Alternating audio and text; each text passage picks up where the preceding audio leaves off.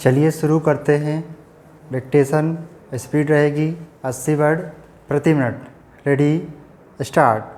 सभापति महोदय, मैंने जनसंघ के नेता द्वारा प्रस्तुत अविश्वास के प्रस्ताव को बहुत ध्यान से सुना।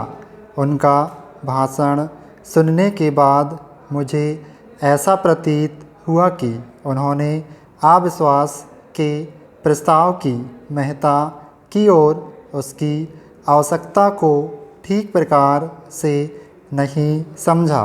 उन्होंने स्वयं इस बात को स्वीकार किया कि इस केंद्रीय सरकार की नीतियों के घोषित होने से पहले उन्होंने इस अविश्वास के प्रस्ताव की सूचना आपके कार्यालय को भेज दी थी।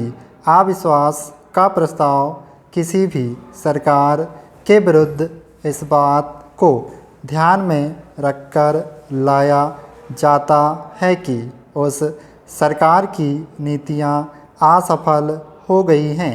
इस बात को ध्यान में रखते हुए कि चाहे कुछ राज्यों में विभिन्न विरोधी दलों को वहां का कार्य चलाने की जिम्मेदारी सौंपी गई है, हमारे देश की जनता ने देश का कार्य चलाने के लिए भारत सरकार का शासन कांग्रेस सरकार के ही हाथों में सौंपा है। Paragraph change.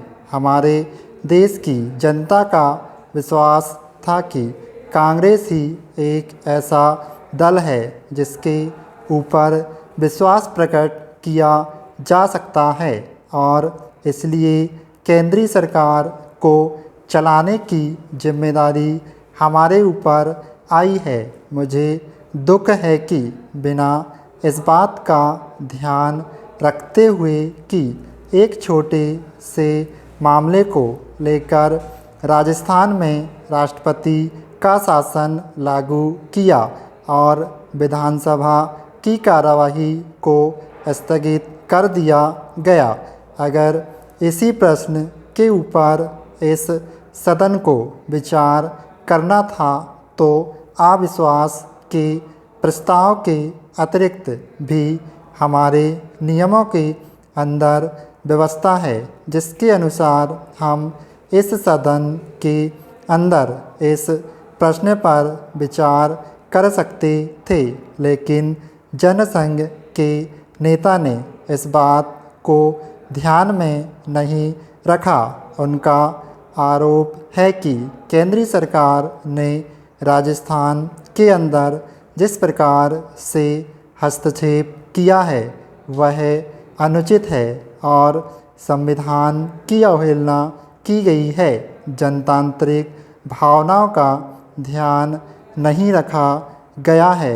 उनका यह भी कहना है कि वहाँ जो निर्दलीय सदस्य चुनकर आए थे उनको राज्यपाल ने राजनीतिक अधिकारों से वंचित रखा है और कहा है कि कांग्रेस पार्टी जो वहाँ का सबसे बड़ा दल है केवल उसी को वहाँ पर सरकार बनाने का अधिकार है।